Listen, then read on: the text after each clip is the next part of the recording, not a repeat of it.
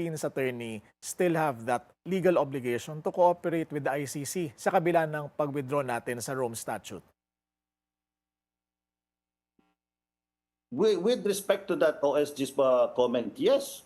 So kailangan it doesn't mean that the Philippines withdrew from the Rome Statute, then it can't anymore ignore the legal obligation, because under the ICC itself, dun sa provision itself, it will not actually escape, yung the state party will not escape yung taong nakakommit ng crimes during the existence of our membership as a state party of the Rome Statute.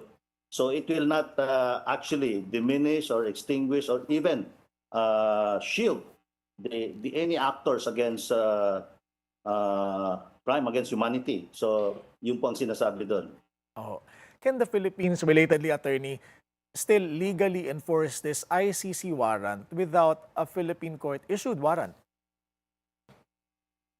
Based on the arguments, yes.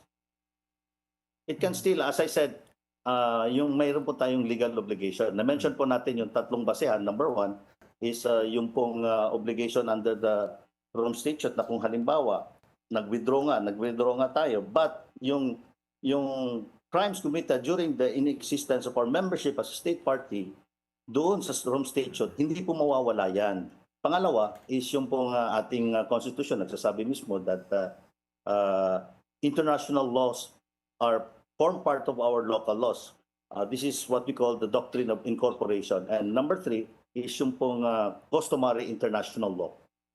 At attorney, needless to say, ang kasong ito ay magiging isang mahalagang precedent na pagbabatayan sa mga future international investigations na kasasangkutan ng mga opisyal natin dito sa bansa.